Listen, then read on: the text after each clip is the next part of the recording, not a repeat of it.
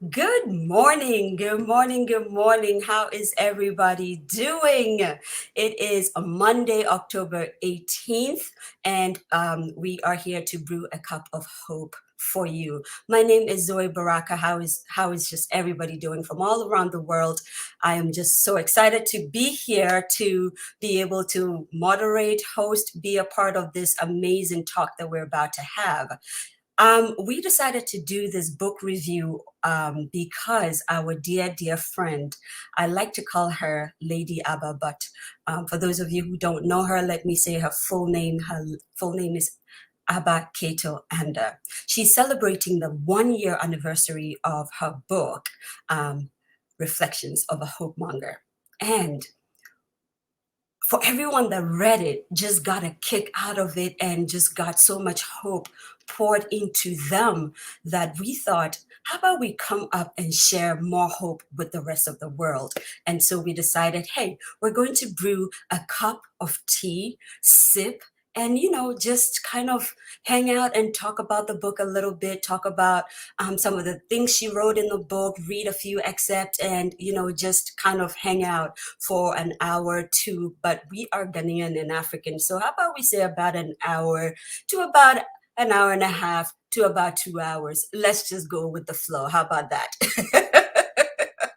We are coming to you live on the To My Younger Self page and also the Hope Mongers community page and also the To My Younger Self page on YouTube. So please find us and join the conversations. As always, every time Africans meet, we like to greet each other from different parts of the African continent because we are the diaspora. So let me greet you wherever you are. If you are in Burkina Faso and you speak Moshi, I say Bella to you, Ibio Kabari to you, Baraka da Zoa to you, Sanunku da Zua if you speak Hausa.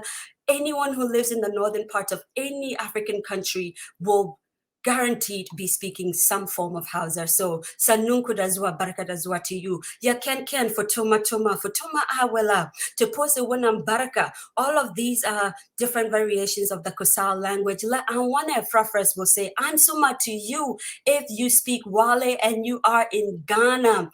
Ansuma hogange song. That's what the Dagaris will say.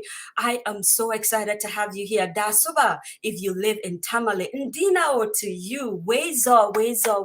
Welcome in.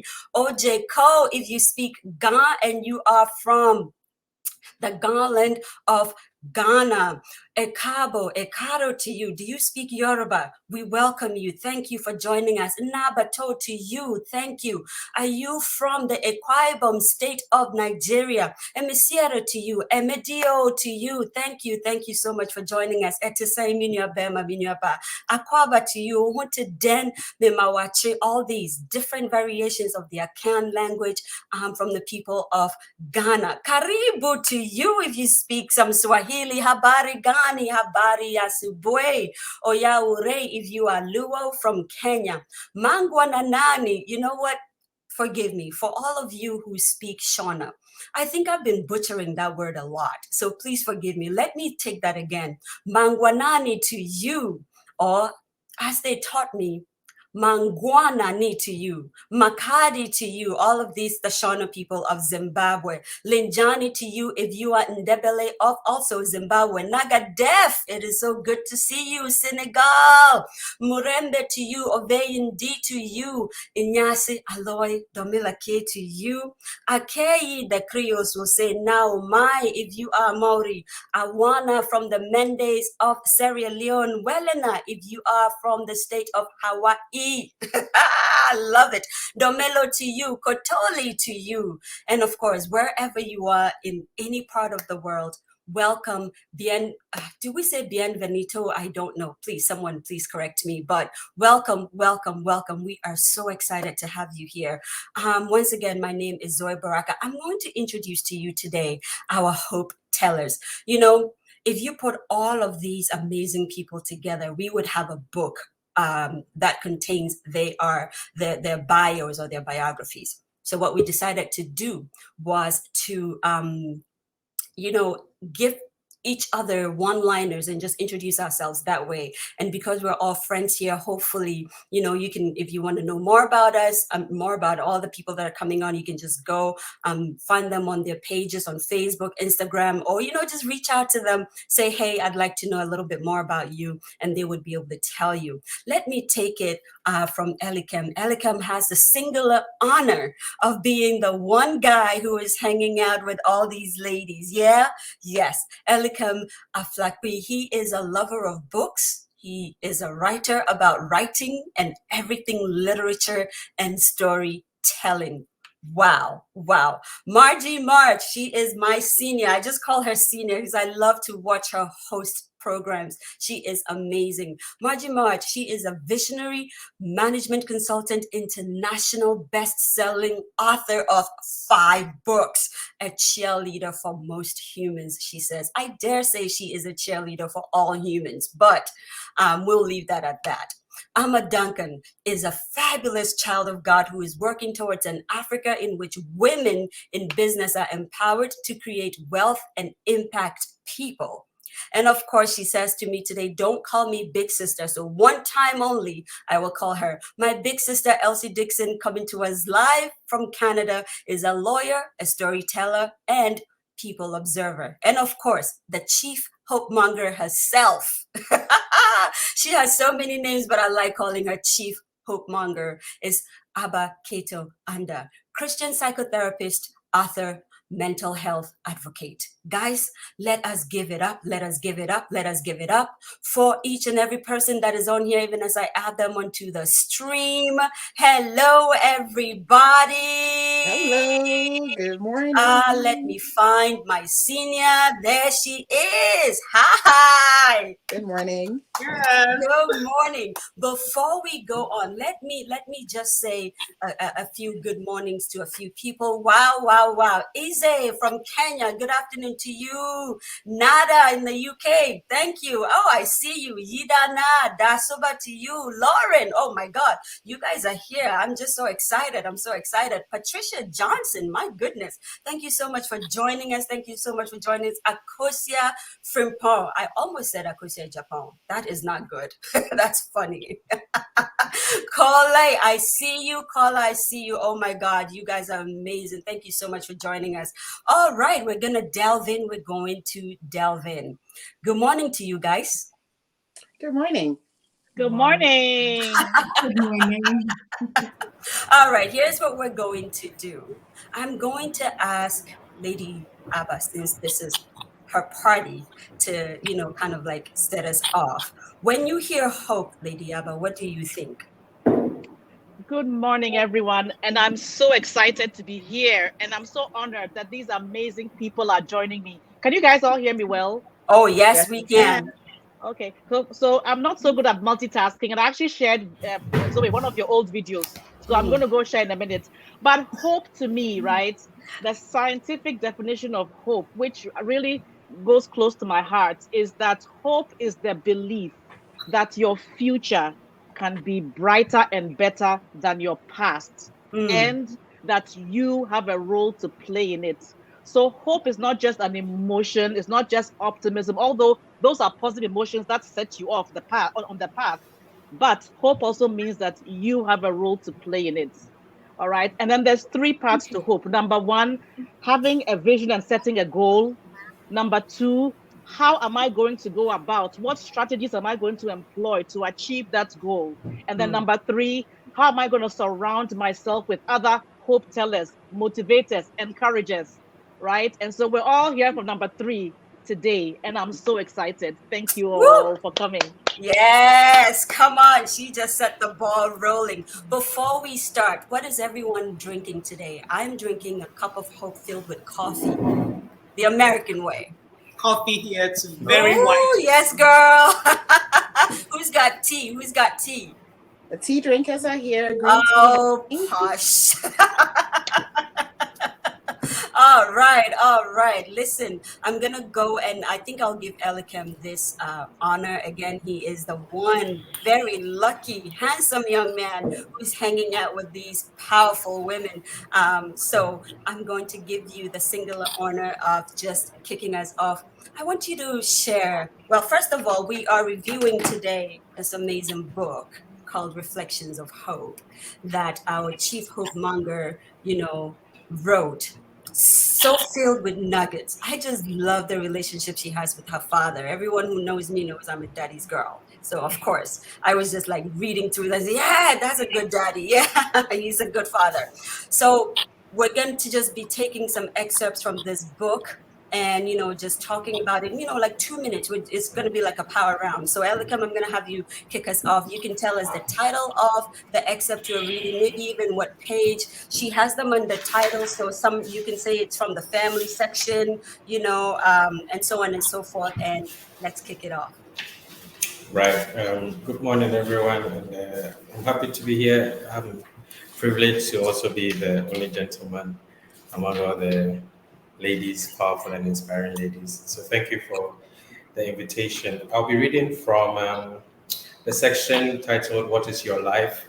And I'll be reading the chapter titled "I Was Here," and it's on page 110. But because you're reading excerpts, I will be starting from 112, and I'll jump a couple of lines and then just read as much as will I believe will communicate to all of us.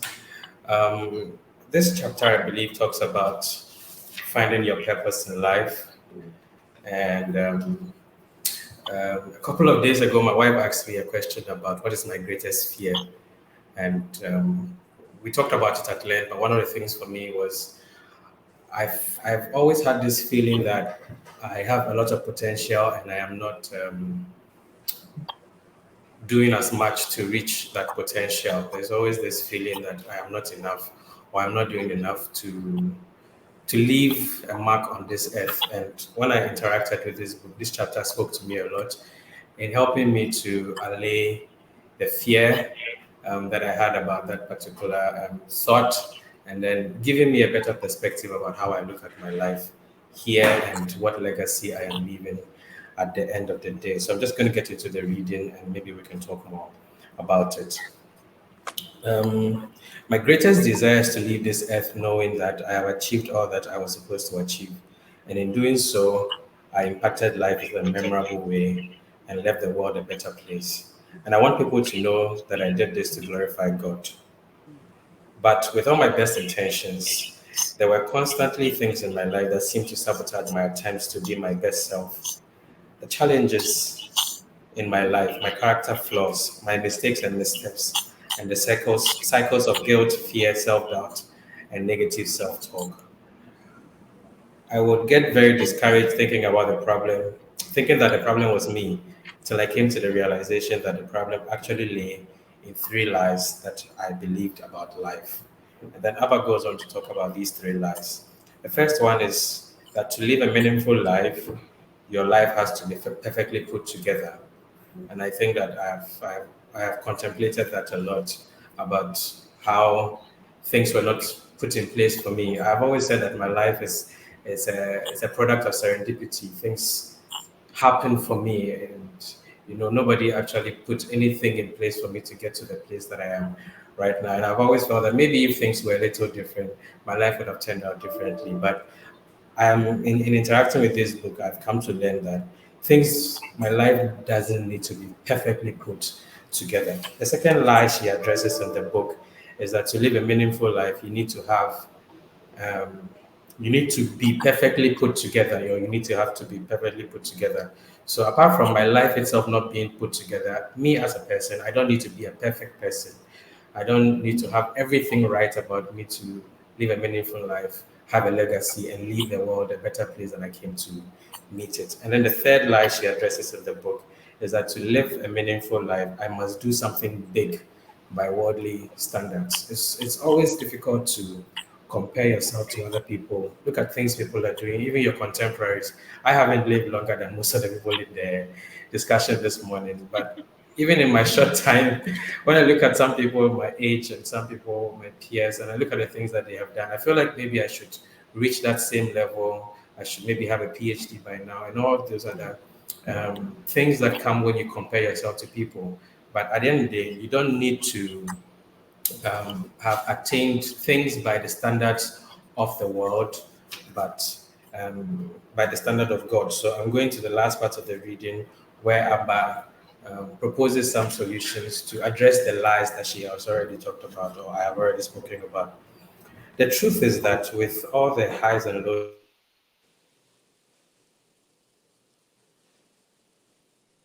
hello? Uh-oh. There we go. Yes. With all the highs and lows of my life and the joys and pains, I was exactly where I needed to be. God's plan for my life was working in my life.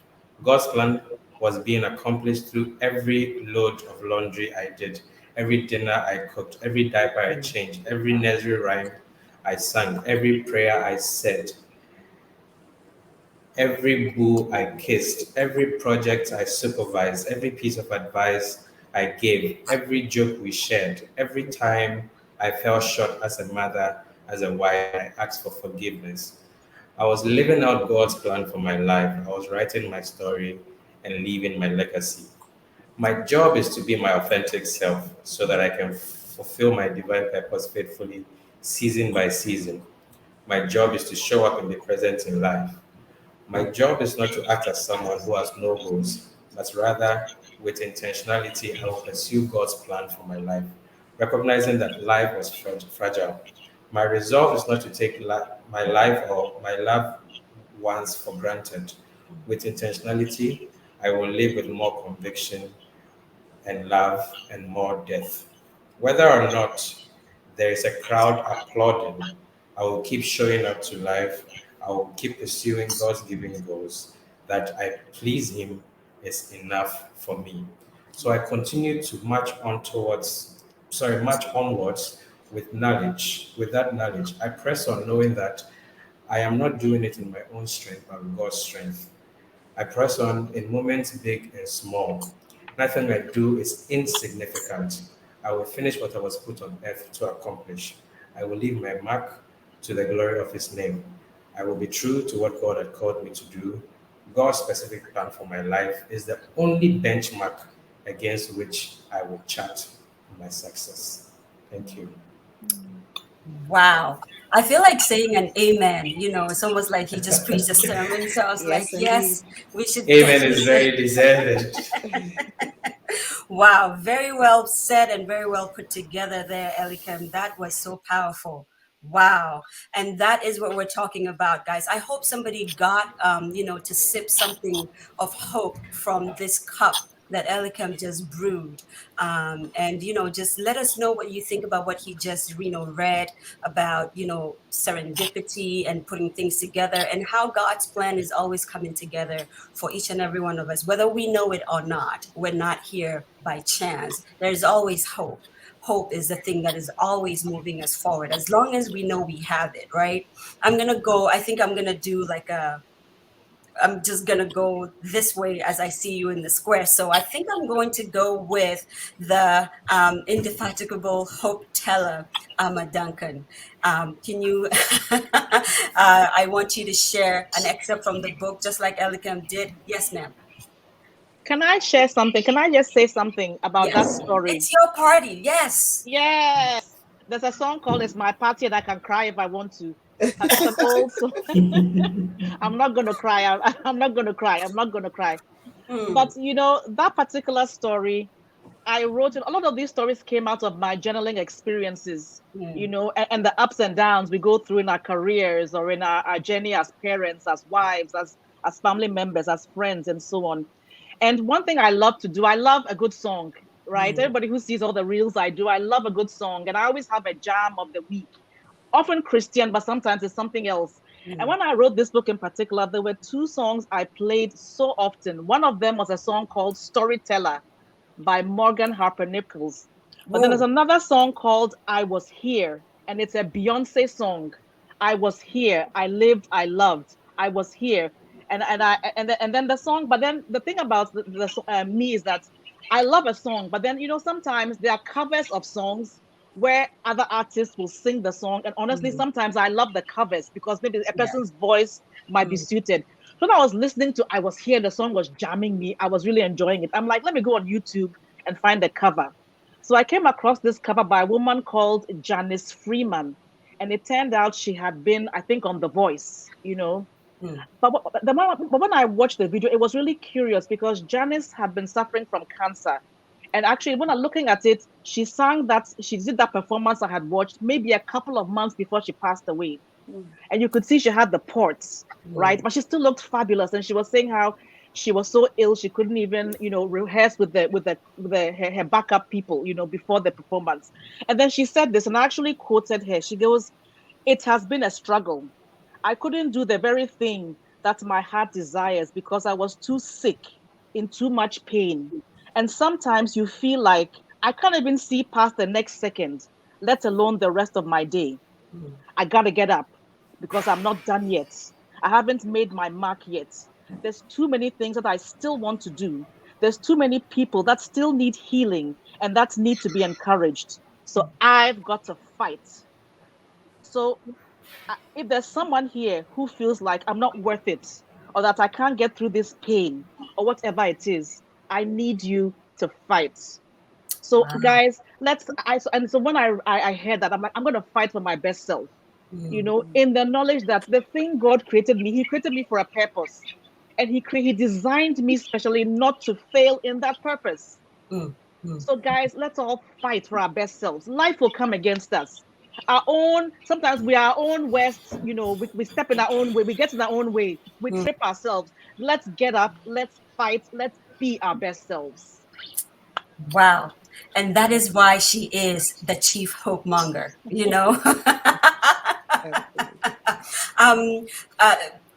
Somebody had asked a question I thought I would answer right away. Beverly Ross, the name of the book is Reflections of a Hope Monger, and you will find it on Amazon. I know you are in the US, so you should be able to just, go on Amazon, type in Reflections of a Hope Monger. You're going to see, a book that looks just like this. And the author's name is Cato Andah. Okay. All right. I see HopeTeller, Margie, have a comment, ma'am? Yes, I like to call myself the Grand Hope Monger. Oh, levels. Yes. I just wanted to put a plug in there that Book Nook Store Ghana also has copies. Yes. So if you're in Ghana, and Book Nook Store actually ships worldwide, so wherever you are in the world, you could go to Book Nook Store. Elsie, Booknook.store. Yes, you see, I got it wrong. Booknook.store, people. Go check it out, and they'll hook you up. Thank you. Yes, absolutely. And I do believe Book Nook actually also ships, if not all around the world, at least I know in Africa. No, we ship to every single corner of the world. Every corner of the world. So actually, Beverly, can I backtrack? I think please go on Book Nook Store. Amazon is a little overrated these days. Book Nook is the thing. I take it back, Mr. Jeff Bezos. You need your money. You are it, okay? Yes, you are it. All right, HopeTeller Amma, over to you. All right. Hi, everyone. Thank you so much for this opportunity. I booked way ahead of this call that I wanted to read a particular story that, obviously, many of the stories here gave me goosebumps. There was this particular one. I am reading from the section that says, "Only by grace." Maybe I'm a hope monger by default or something.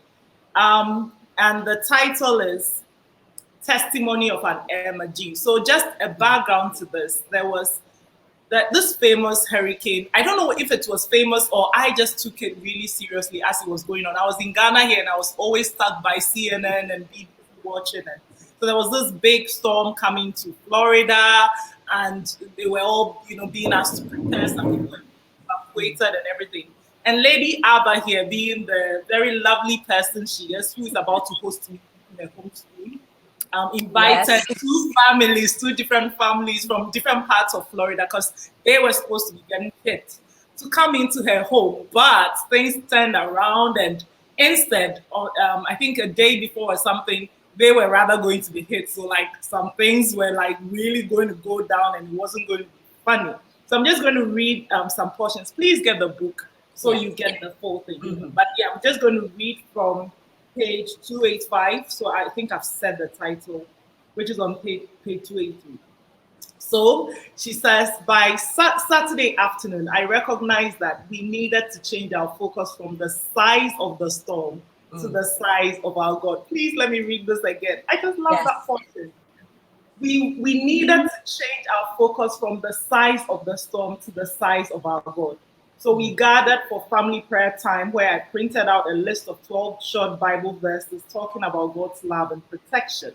A couple of those verses were taken from Psalm 91. All of us read the verses out loud, and then we each picked one verse that resonated with us and talked about it in the group. We worship mainly to one song, Yahweh, written by Kofi Kakari. The lyrics of the song are simple but incredibly powerful. We bow down. Let's do it. And worship Yahweh. It's such a beautiful song. I love it. Getting my goosebumps right now. Yeah, so they sang this over and over again, and then we discussed how Yahweh is one of the names of God, and simply means I am that I am. He is the God who had no beginning and has no end, the all-knowing, all-powerful, all-sufficient God. I'm going to skip some of the sections and go on to the next. By late afternoon on Saturday, September 9, we had experienced a couple of tornadoes and accompanying heavy rain.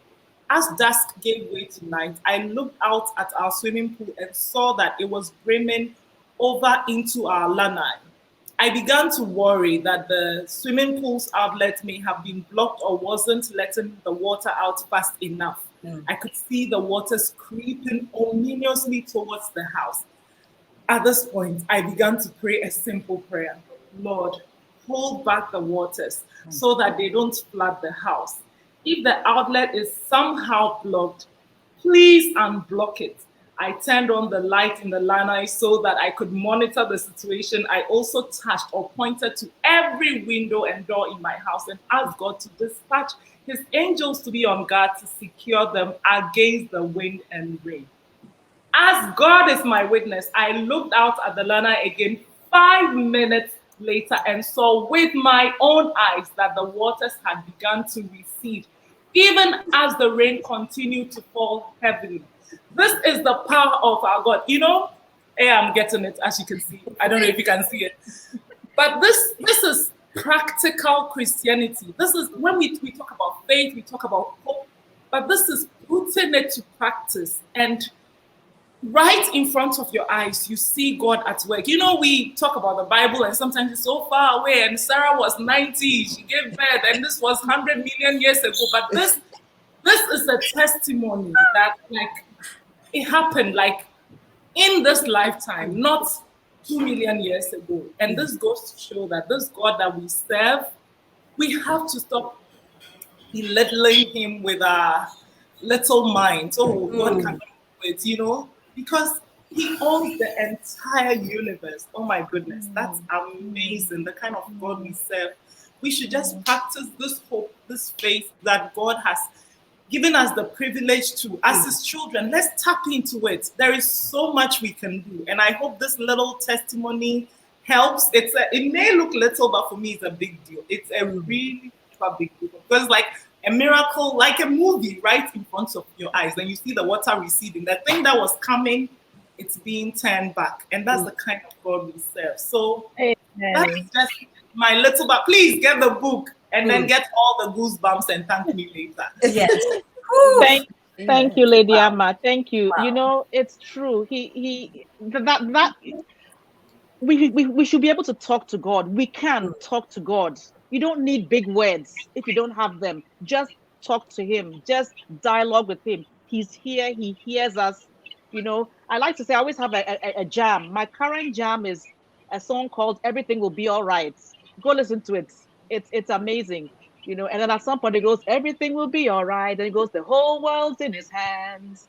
The whole world's in his hands. Truly, you know, we don't need to be strong in ourselves. We just need to tap into the one who has the strength, you know, and we need to focus on him as opposed to the size of whatever problem we are facing. So that's experience gave me a lot of hope for the future.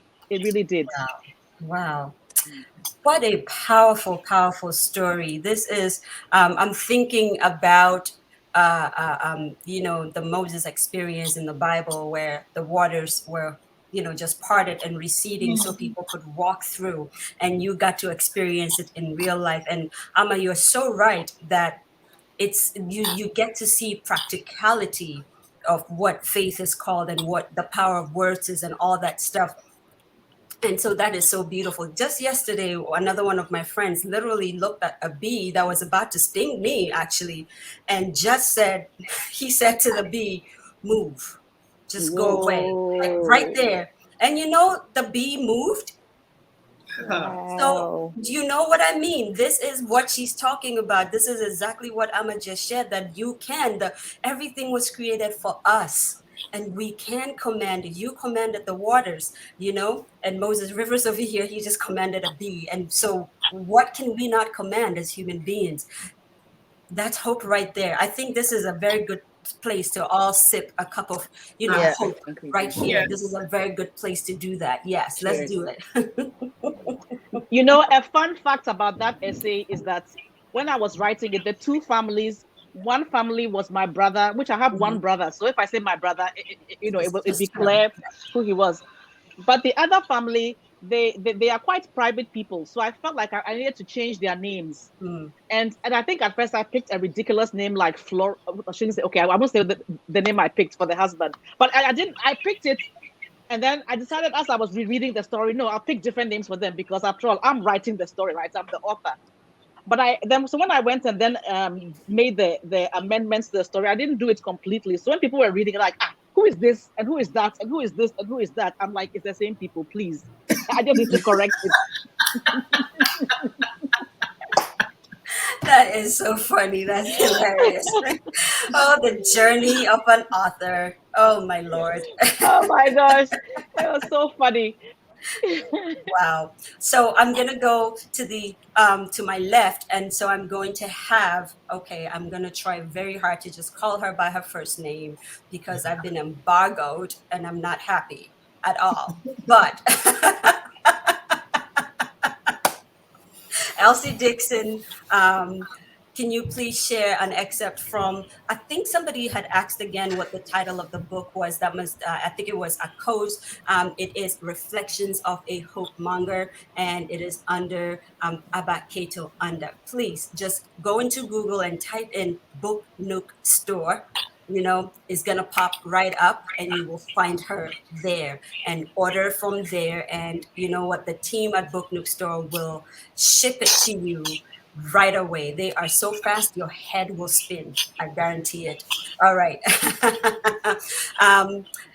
Elsie Dickson, you see how I took a breath there?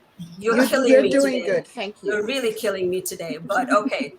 Thank you. Over to you. Let me just say that it was hard to pick one story because there are nuggets just peppered through the entire book. And it's not the kind of book that you inhale at top speed. I am a voracious and very fast reader.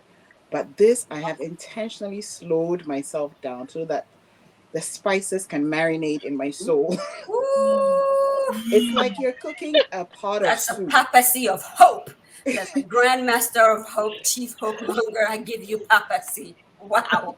It's like you're cooking a pot of soup. If you rush it, you won't enjoy it. And it tastes better the next day.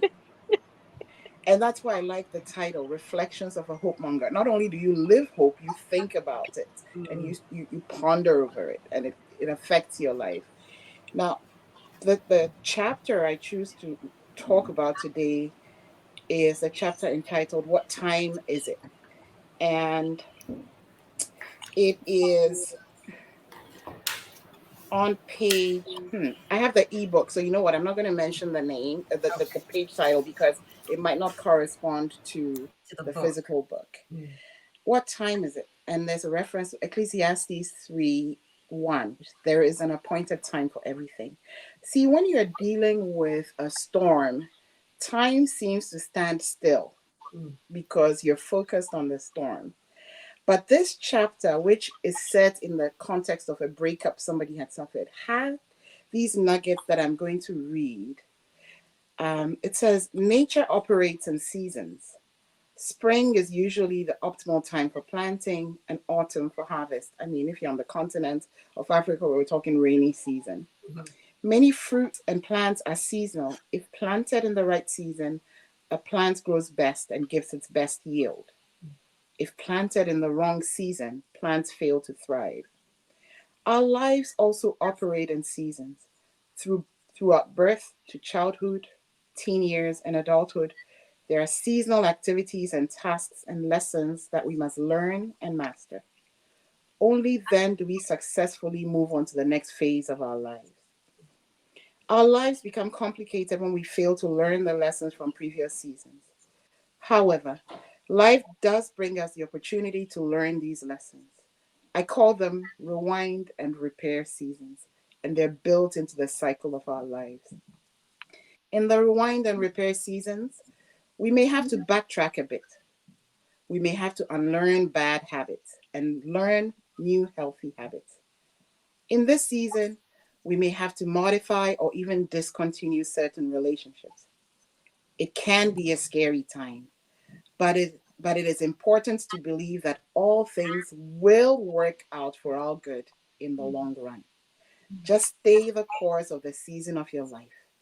Pay attention to the lessons that life is trying to teach you in that particular time and season. Life flows when we understand and honor the seasons of our lives.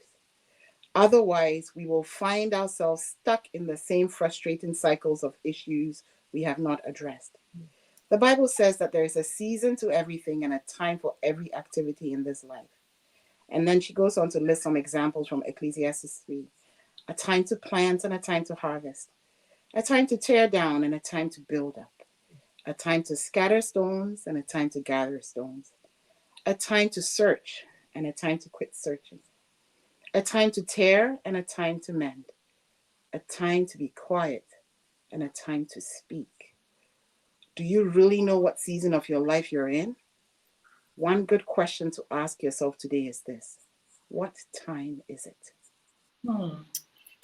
Amen. Amen. Is it? And we all just like close our eyes and kind of let it sit Amen. with us. That is, Amen. wow.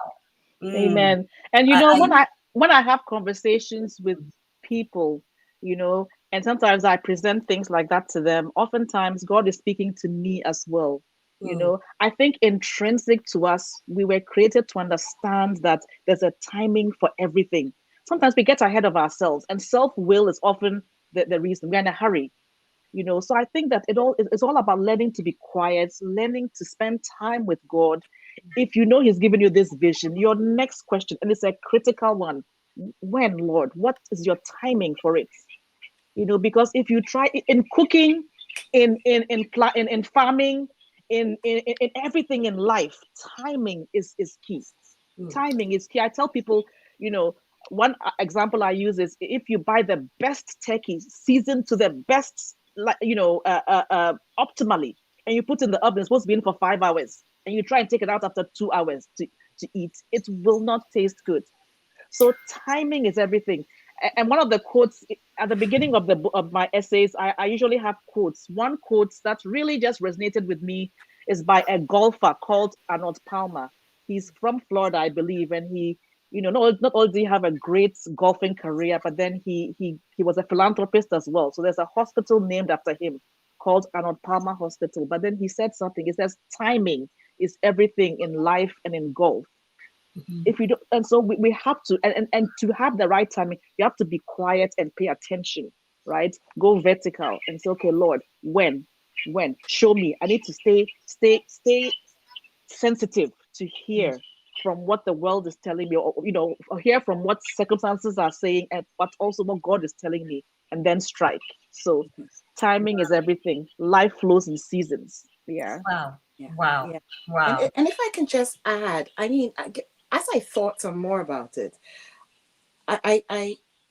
it occurred to me that the only way nothing moves at the same pace throughout an event from beginning to end. And so the timing to start may not be the same timing during the course of the events. There are moments in life events where one needs to speed up. And there are moments during the course of the same events, the same lesson, the same season, where one needs to stop. And also when one needs to wrap up, and the pace at which we wrap up. It is important to remain plugged into the source of our strength so that we keep in time with the timing within the season itself. You see, sometimes you have a good idea, but you rush through it, and there are painful lessons that come with that. At other times, you have an idea and God is saying, move now, and we get in the way of ourselves. And we, rather than having hope, rather than focusing on the person who gave us the idea, we think with our human minds of all the things that won't make it work. Oh, but I don't have enough money. But my team is not ready. I don't have enough experience. God is saying the time is now, move now. Now, if you slow down and you don't move when God says move, it might throw several other things out of sync. Yeah. But my reassurance as I read that was, there's the opportunity to reset. Hope is realizing that there are landing stages where you can pause. Say you're in a current and it's drifting really fast and you've lost control. And all of a sudden there's a branch. All you need to do is reach out and grab onto that branch so that you can recalibrate. So you may have missed something in the down current, but by holding on to the branch, you can kind of reorient yourself and figure out, where am I? What do I need to do? Because all is never lost. There is always hope that you have to go back and fix some things.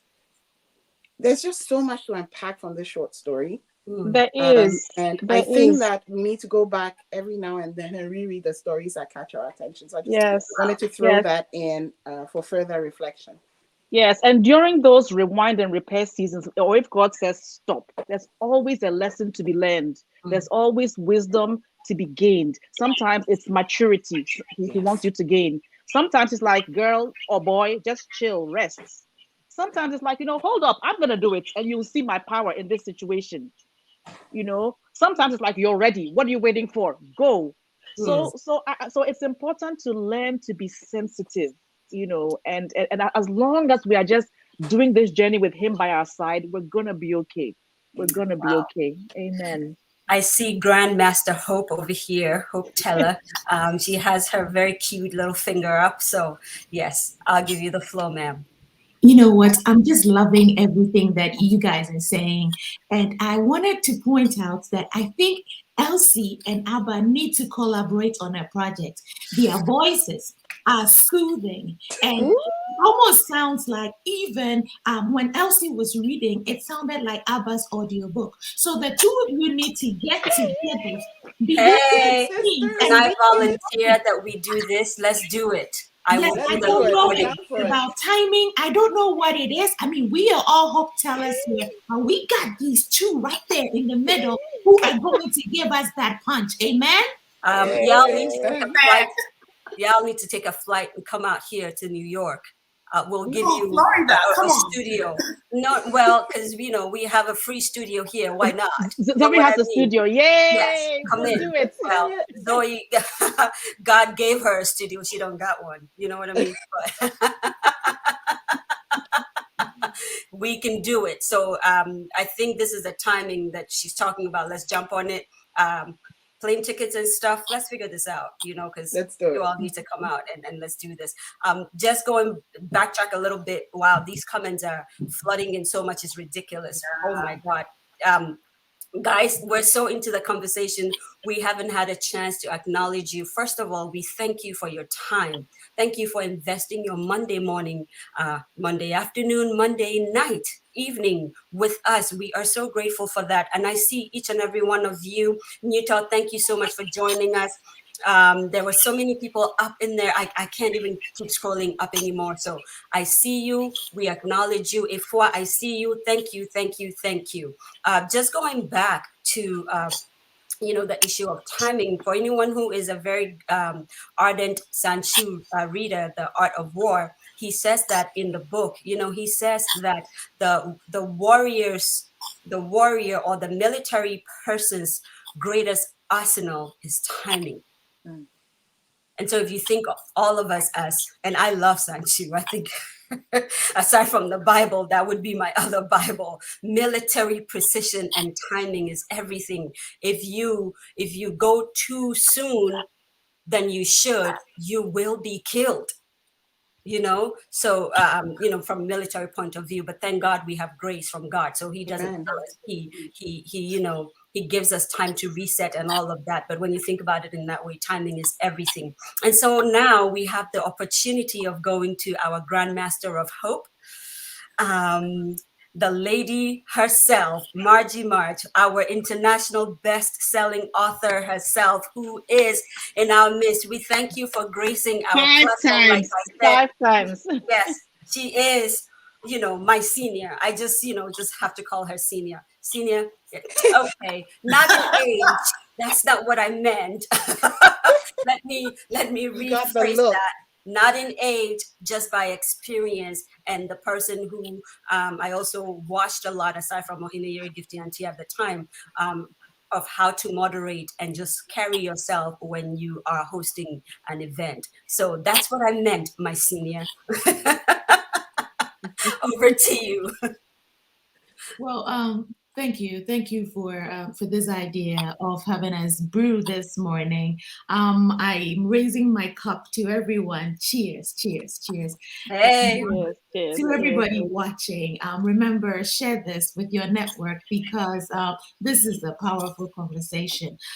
Elikem, thank you so much for your words. And hey, Duncan, I knew she would say something about goosebumps. I mean, when she said the first goosebumps, I was like, yeah, got it, goosebumps. And then it was like more goosebumps. You are so amazing. I mean, your voice, I should be calling you every morning so that you set me for the day. Like, seriously. You can't do that. That's my job. Oh, that's mine. I can't. No. I'm very protective like that. No, we're not doing that. No. But that goosebumps thing, it's a signal. I'm going to say something. You know me, sometimes I'm a little controversial. When I was writing the book, I always knew an essay was ready when I had goosebumps, and wow. I would call it my literary orgasm. We're all grown. All right, let's go home. 5 women and a man. Your next book title, Margie. You can't bring all this together. You guys are terrible. Elikem, this is all you. I don't know what to say.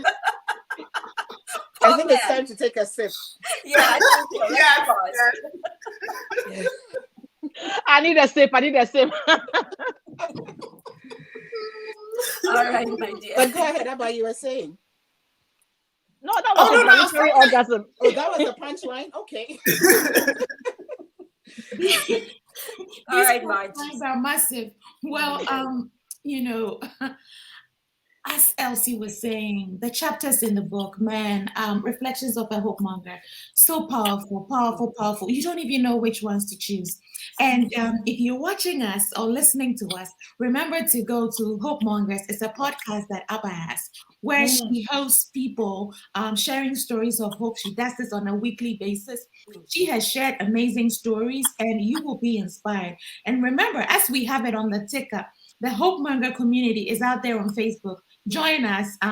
You will see all these inspiring posts that everybody is sharing. Everybody is welcome in the community. And I'm going to that chapter that I'm supposed to read. I will read a short excerpt, and it is Leave Room. Appiah, you got me there. Leave room. It says, call to me, and I will answer you. Jeremiah 33, verse 3. There are only 2 ways to live your life. One, as though nothing is a miracle. The other, as though everything is a miracle. Albert Einstein. You know what, guys? Especially with all that is going on in the world right now, this chapter really got me. Leave room. Abba, tell us, why did you decide to end the book this way? Hey. Whoa. Okay, now that she's mad now. Because in myself, I'm so far from perfect. In myself, sometimes I look at life based on my skewed observations, based on my own junk in my head.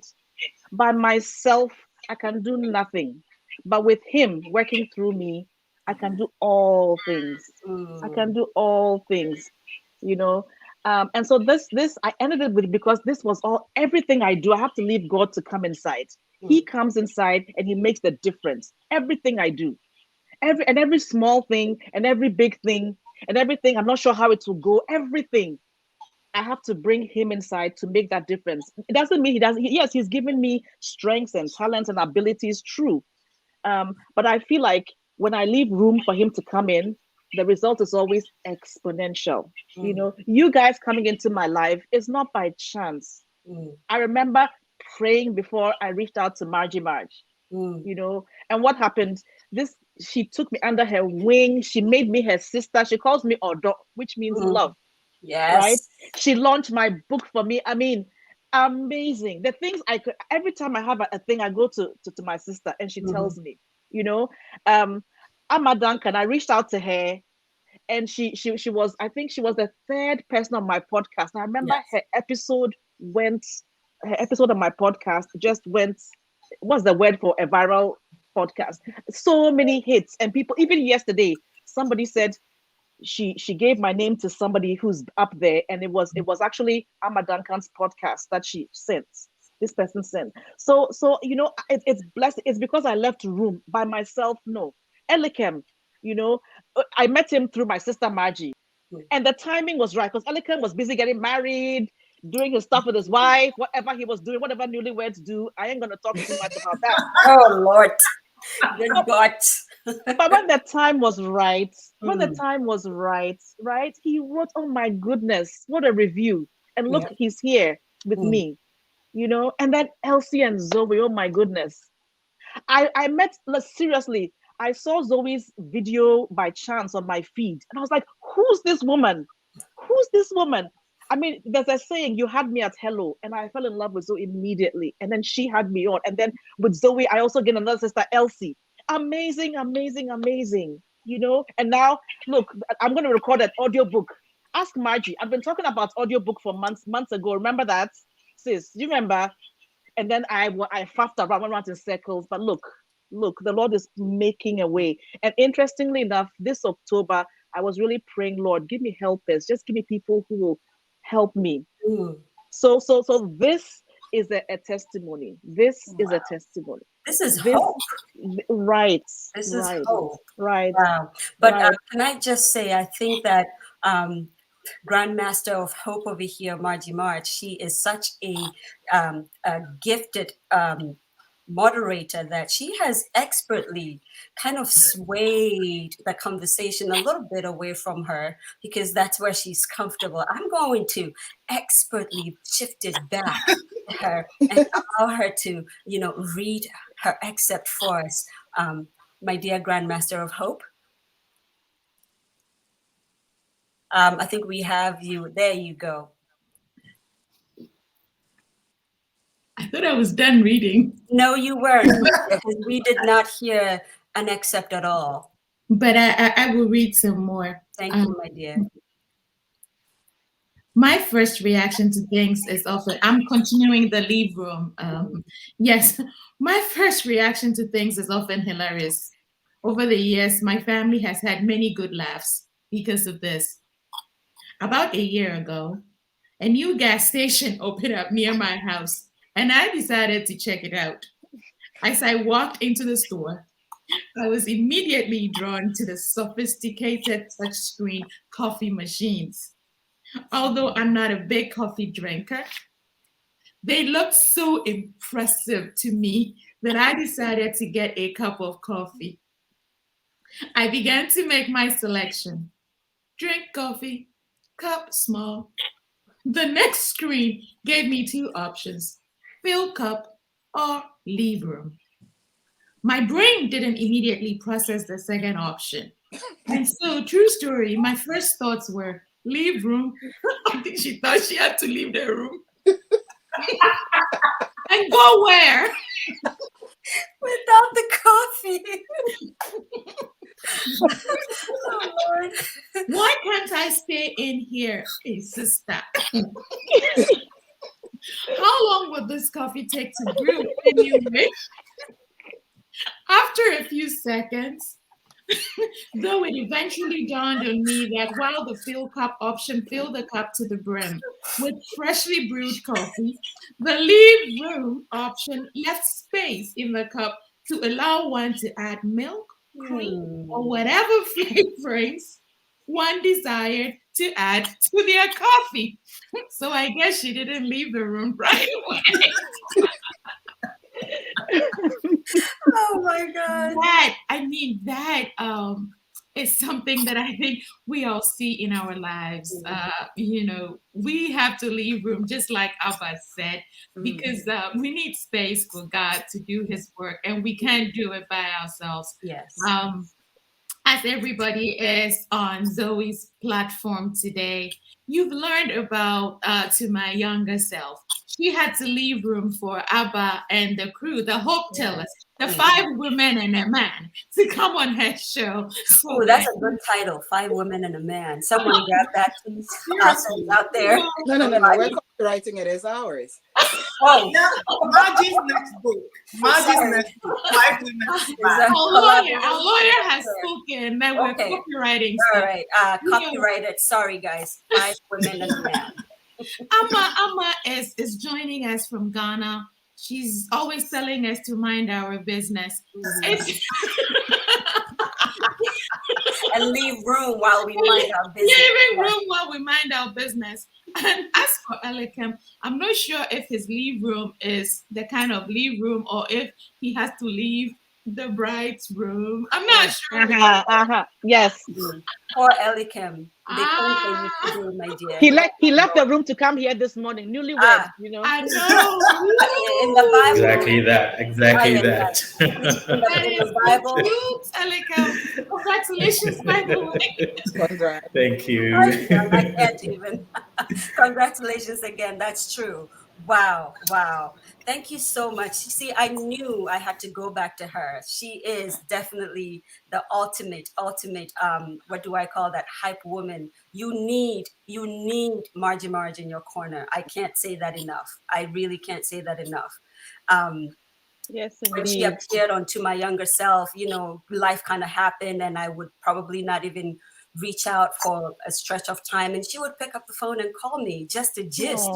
No one does that these days. So, again, you really are one of the people, when we leave room, God just uses you, and we're just so grateful, and we thank you for that, my dear. Thank you. Margie, you are the cream and the flavoring to my coffee. Is true. This is true. Yep. And I feel like I see something happening. I just don't have a word for it yet. And Marge, I think you need to do the listening and the timing with God and figure out what you're going to do with these 5 women and a man thing. All of us, really, there's something there. So I'm just going to leave it out there. We are 58 minutes in. Like when we started, I had said that we had said an hour, but we are storytellers, one. We are authors and lawyers and filmmakers and business people and writers too. And most importantly, we are African. Our 1 hour kind of means an hour and, 2, 3, 4, 5 hours. We always leave a lot of room. So let's just say now we're 30 minutes in. You know what I mean? Let's just say that. And exactly. Just before I think I saw that Elsie's hand was up for a minute, but I'm going to let our grandmaster of, not grandmaster, but Chief Hope Monger. I need to remember that. to take her turn, I would like to say again, and thank you so much, Grandmaster. You did put it so well. Find the Hope community on Facebook. We are there. Join us for daily nuggets and just, conversations just like this. And, just pick me ups and ideas and thoughts concerning hope. That's one. Find the book, okay? First of all, find it on Book Nook Store. And also, find it anywhere else. Just find it anywhere else. But first, Book Nook Store, you have to go there, okay? And what else did we forget to say? Actually, Marge has a weekly thing that she does. I forgot to add that. Humanity Chat. She is a biggest cheerleader of most humans.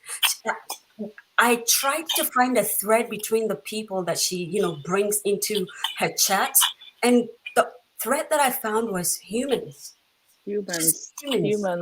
All walks of life with different stories, and she calls it Humanity Chat.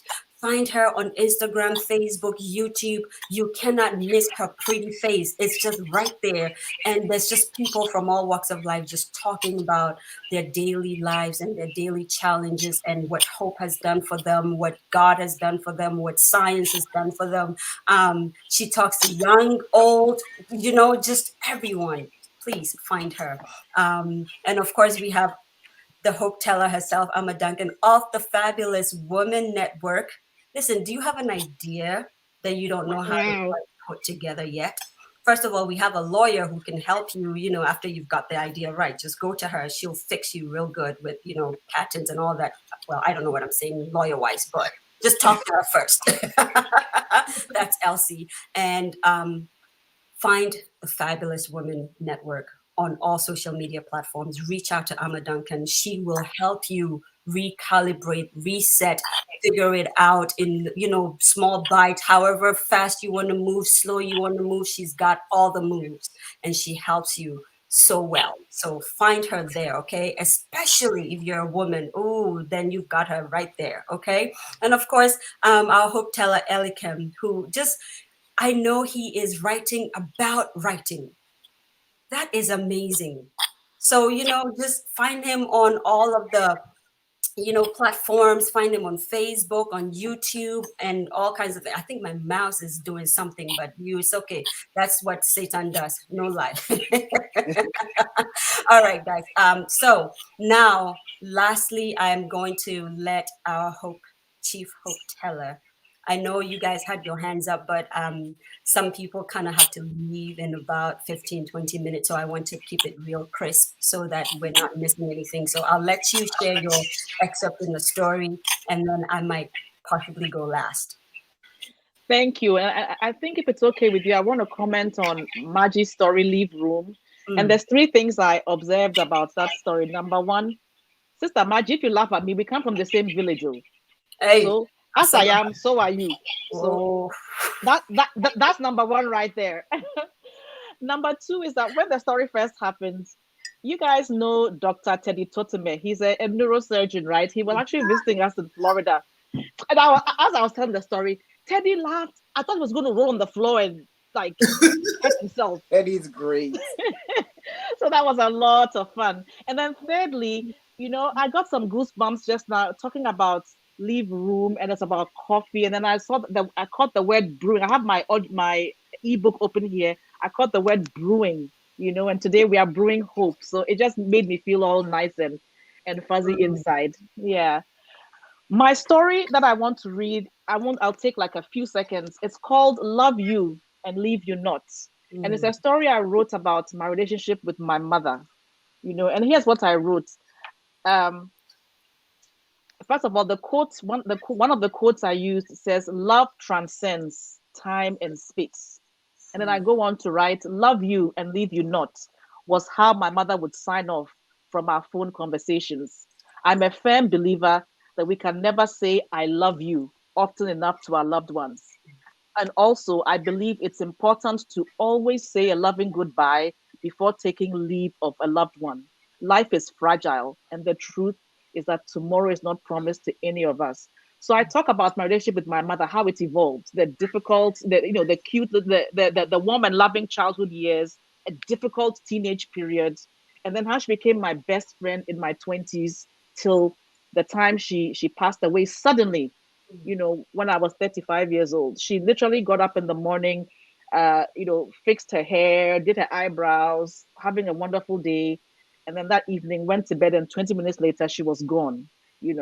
It's in the book. It's called "And I Love You and Leave You Not." And I mourned because this is back in 2005. You had phone cards, right? And I would call her every other weekend. But so this particular weekend, I was supposed to call her. A friend of mine's mother had died. And I said, you know what? Let me call my friend and comfort him. And I remember thinking, my mother will always be there. The next day, I was supposed to go buy a phone card. Well, the next day, I forgot. And then Monday, I just felt like a stress, a tension inside of me. I didn't know where it was coming from. Monday, Tuesday, and then on I think it was Wednesday. On Wednesday nights, then I got the call. When you get those of us who live outside of Ghana, when you get a 1 a.m. call and it's not regular daylight hours back home, then you kind of feel stressed. Well, that was the call. It was an acute event. It wasn't that she'd been ill or expected, and I was in shock and grief. Probably for a solid 3 months, I was just numb. But I write about this. Here's what I say. It says, raw with grief, I mourned the lights that had been extinguished from my life, and I contemplated the many things I could have said that would now forever be unsaid to my mother. I never got to tell her about how my week went. I never got to tell her that now that I was a parent myself, I understood the enormous weight of responsibility that a parent carries in shaping their child's life. And that I finally got her. And although I tried to show it in a bunch of different ways, I don't think I ever seized the opportunity directly and eloquently enough to tell my mother just what a debt of gratitude I owed her. The intense pain of missing out on a chance to say the final goodbye to my mother lingered for a long while. But one morning, with the slow dawning of sunrise, memories of 1,000 small, big, magnificent, ordinary, hilarious, frustrating, inspiring, disagreeable, loving mother-daughter moments and love you and leave you not goodbyes began to flood my soul. Each memory was a priceless reminder that we had loved each other deeply and fiercely, and I felt an incredible healing balm to my soul. In a world of a million goodbyes, we are not guaranteed the privilege of a final, meaningful goodbye moment with our loved one. But what we will have is a treasure trove of precious memories to draw on. And while we still have life, we have the ability to build even more beautiful memories. So don't let an I love you go unsaid in your life, and make every goodbye count. I think it says it all from my heart. Yes. To whoever is listening. Who do you have in your life? You need to say, I love you too. Human beings are not perfect. You can love them unconditionally, even as you set a boundary against maybe a dysfunction they may have,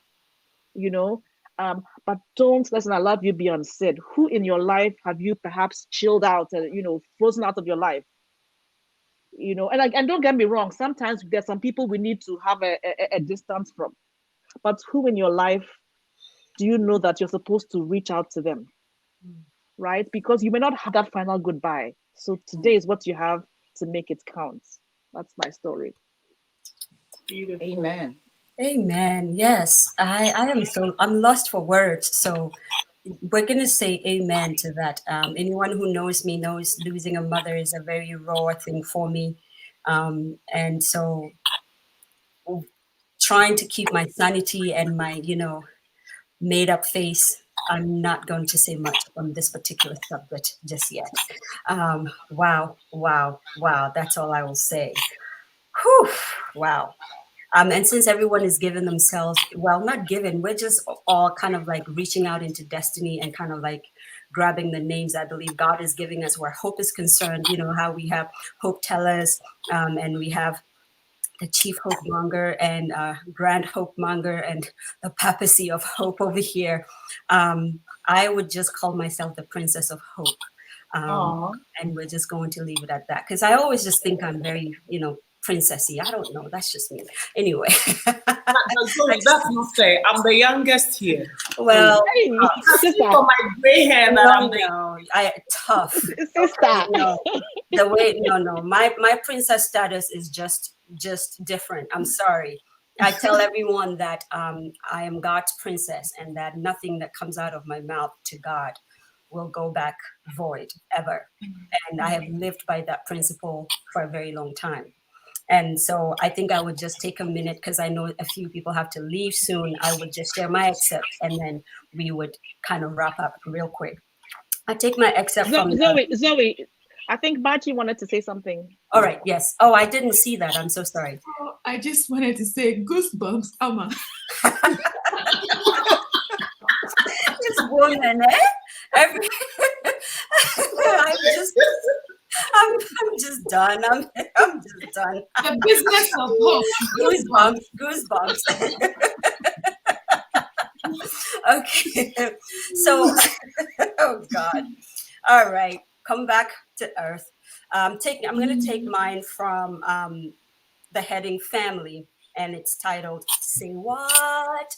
Right? From chapter 1. Page 187. It starts off by saying, "Words are free. It's how you use them that may cost you."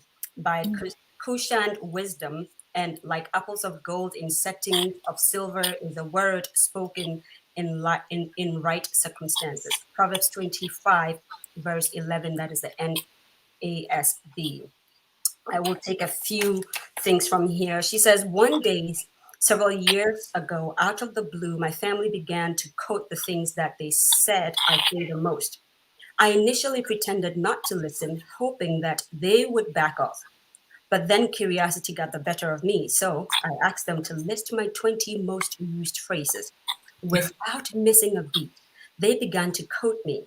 In no time, they came up with a list of 20 quotes. Here is a sampling. Archie, in a shrill voice. I know you guys heard me calling you. Go ahead. In response to which my kids have discovered that it's best to abort the intended action. Has anyone seen my glasses? A Digby or Karen's. My phone is dead, despite owning numerous charges. I just want to look at the dessert menu after I have announced that I am off. I am so full. I overate. I'm going on a diet. I need to get back to the gym. Wake me up in 10 minutes, okay? Never works.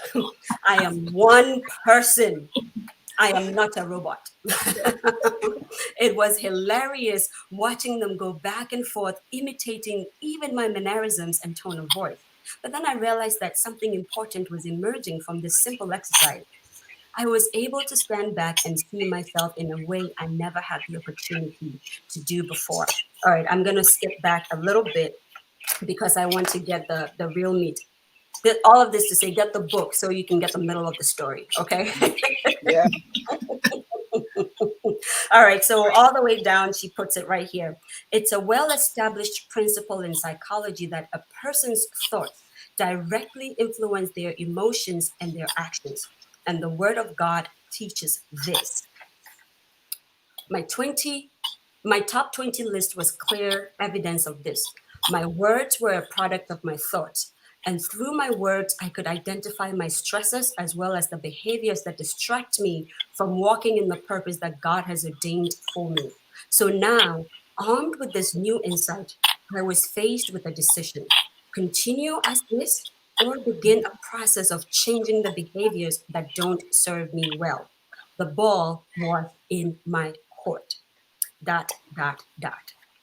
And indeed, the ball is in our court. I am a very big advocate of words. And so this is why this particular story in the Reflections of a Hope Monger kind of really got me, because when I find myself in a situation, I always just say in my mind, or when I walk into a room, I would say in my mind, royalty has arrived. The princess is here. Let everyone just kind of stop and look. And without knowing, it was actually happening. And then I would go back and say, why was everyone staring at me? And then eventually God would remind me, you forgot you just said royalty entered. What happens when royalty enters a room? You know, a few things I normally would say to myself also is that I am Zoe par excellence. Everything I do is done with excellence. I would say to myself, to whom much is given, that's something my dad passed on to me, much is expected. So what was given to me, you know, for a very long time, I didn't really like my face because of the tribal mark that's on my face. And I turned it around a bit because of the power of words. And I started saying, I have the most amazing, beautiful looking skin. When people see me, they're not going to see a tribal mark. They would see the skin on my face. And after a couple of months, I started to work. I used to have very bad dark circles, for example, and I one day just said, change it. And so my skin is even tone. What is wrong with you? And I just started to do that. And so all of this to say that what are you saying to yourself? When no one is listening, what are you speaking to yourself? Remember, you are the one person that is having the most conversations with yourself.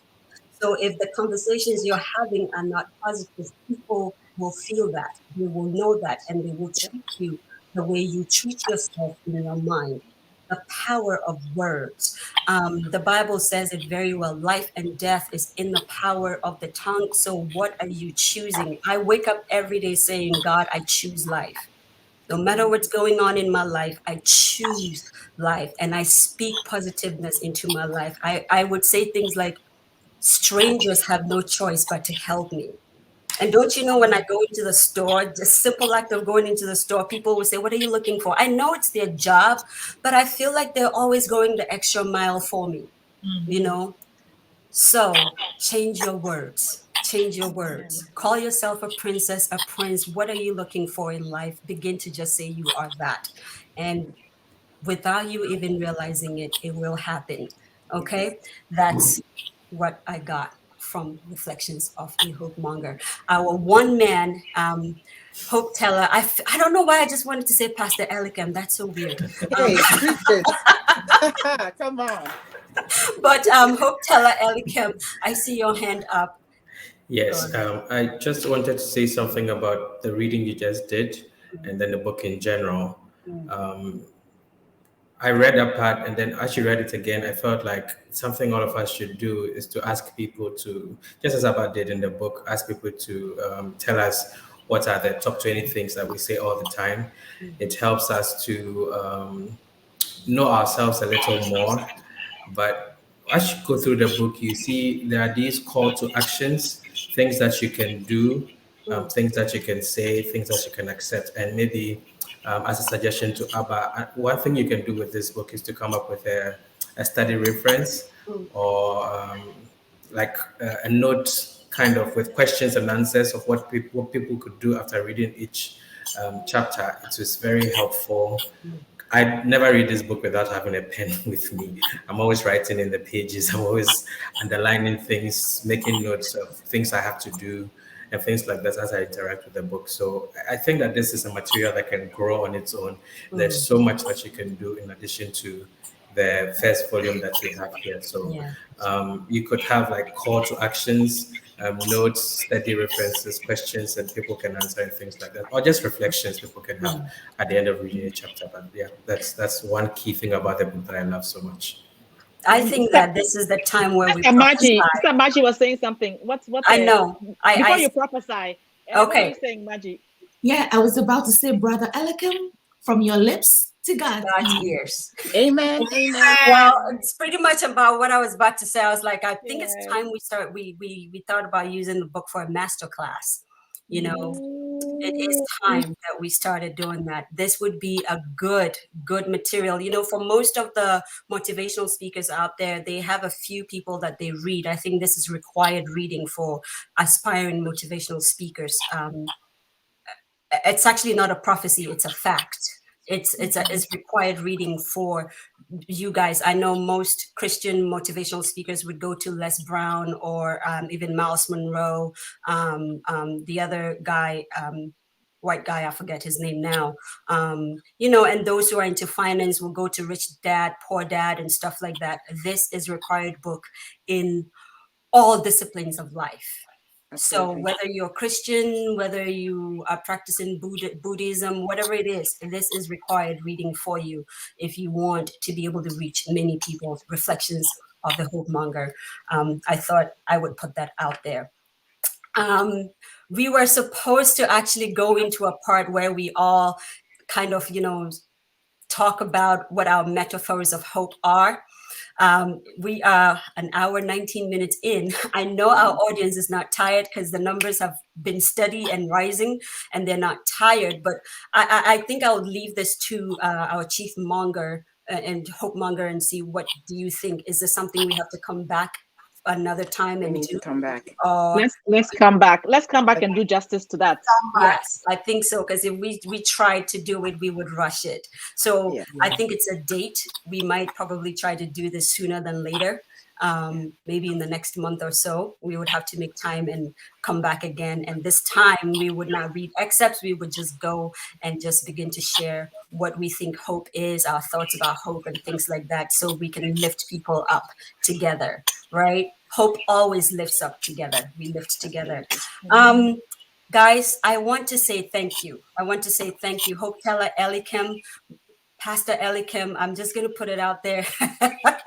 Thank you so much for coming and just investing your time with us. The Bible does give every newly married man in the Old Testament a whole year where they don't go into battle and fight and do things. So please take a year. Okay, take a year. You know what I mean. But leave room for us. And well, of course, yes, leave a little room for us, but still take a year.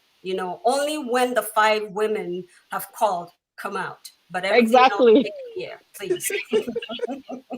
HopeTeller Duncan, I want to say thank you to you, fabulous women. I'm always saying there's 2 people in my life I would want to see on the catwalk, in an event, and you're one of them. There's another one who is in Nigeria, but you definitely would. If I was a designer, I would. Oh my God, I would just. I would fab you up for real though. My big sister, I know you don't want me to call you that today, so I would just say the Papacy of Hope. I thank you. Thank you for taking time off your busy schedule just to be with us and just hang with us. God bless you. Of course, the Grandmaster of Hope herself, the ever funny, ever amazing, ever supportive cheerleader of every human being on earth, Margie Marge. Thank you so much for investing your time. Thank you so much for coming and gracing us with your beautiful smile. And every single time I see you, that lipstick is on flick. Just like she always she has the most popping colors of lipstick. Ooh, God bless you. Chief Hope Monger herself, the one who is about to read a book, make it into a podcast, the person who is about to develop a syllabus for a masterclass, the person who is about to start just going into the 4 corners of the world and speaking about hope. We thank you for inviting us into your space and brewing a cup of hope with us. God bless you. We cannot say it enough. We're so grateful that God brought you into our lives. I think that it was ordained when you reached out to me personally on Facebook. Thank you. I am so appreciative of that. And of course, to the princess herself, I mean, when you have a princess, you're done. So, I mean, I'm just going to say thank you to myself too. I joke. Guys, as always, you can find us on Facebook, on YouTube, on Instagram. Search the Hope Monger, the Reflections of a Hope Monger. Look up Cato Andah, and of course all the authors that we have here. Look them up and just feed your soul with positiveness and positive words and just a lot of hope. Realize that even the mundane things of life are not so mundane. They're all orchestrated by God for you. Okay, I'm going to let our Chief Hope Monger kind of like close us out, because this is her party, and if she doesn't let us go, we cannot go. So I think my job is done. I appreciate you guys for just allowing me to be host, be funny, be forgetful sometimes and all of that. Grandmaster of Hope, thank you for catching it. and correcting me so expertly without even knowing. I am grateful for that. Thank you. Like I said, I'm always learning from this woman. So, Chief Hope Monger, I hand over the party to you, ma'am. Thank you, Zoe. First of all, I'm going to take a picture right here because, when good things happen, you should capture it and use it as a memorial. Well, I That think God I'm will just always going to do show things my in your hope. life. So everybody show your caps. Let me take a picture, please. And Okay, there. You guys, you know what? You are an answer to a prayer. You don't know. And my best friend Sarah, if I could get it on it, she will testify that I was praying that, Lord, just bring me people to support me. This is an answer to a prayer. And I thank you. Anybody who doesn't know any of these people, just look up Zoe Baraka, Elsie Dickson, right? Duncan, Marge, Elikem. He's on the Facebook as Nana Elikem. Or, just look them up. Just look them up, and then you'll know what a blessing God has given me today. Thank you. Because of you guys today, I know that hope can stay alive. I know that I should continue to hope and that nothing is impossible. There's no situation that is too dire. And that's my message to everyone, really. Thank you all for coming. By the grace of God, we'll come back again and share more hope. By the grace of God, these projects will be able to get feet and begin to walk and run. And I just say a blessing unto everybody listening, unto my friends, my 4 sisters and a brother. No, how many? Yeah, there's 5 ladies, right? And a guy. So to my 4 sisters and a brother, thank you so much. I love you. You guys are an answer to my prayer. Thank you. Mwah. Well, we love you and we leave you not. Okay? We love you and we leave you not. Thank you. This has been Brewing a Cup of Hope. I was about to say something else. Y'all know what that was. So, inside joke, I know. Brewing a Cup of Hope. It's so hard to unhook because this was such a wonderful conversation, but we do have to go. And so listen, hang on to hope. All of the nuggets that were shared here, don't, take them for granted. Just hold on to them. If you have lost any kind of hope in any situation, just find reflections of hope and kind of, stay down a little bit and read. I guarantee you by the first 2 chapters, you will be up and running again. That's a personal guarantee. Okay. Guys, from Elsie Dickson, well, no, let me backtrack that. The papacy of hope herself, Elsie Dickson, from the Hope Teller herself, the fabulous Hope Teller herself, Duncan, from Hope Teller Pastor Elikem, from the Grandmaster of Hope herself, Marge, and of course, the Chief Hope Monger, Cato, and of course, the Princess of Hope, Zoe Baraka. I want to say thank you. If you speak Haza, I say Nagode to you. Impossible to you if you speak Kasar. Akpe to you if you speak Ewe. Oyuwaladong if you speak Gam. Wait as Vako. I hope I said that right. Asante Sana if you speak Swahili. And of course, Asongo to you if you are from the Akwa Ibom area of Nigeria. I want to say thank you. Thank you. God bless you. Thank you for joining us. We are signing off. We love you all so dearly. Go out there and find some hope. All right? Bye-bye. Bye, everyone. Thank you. Bye. Thank you. Bye. Until next time. Bye-bye. Bye.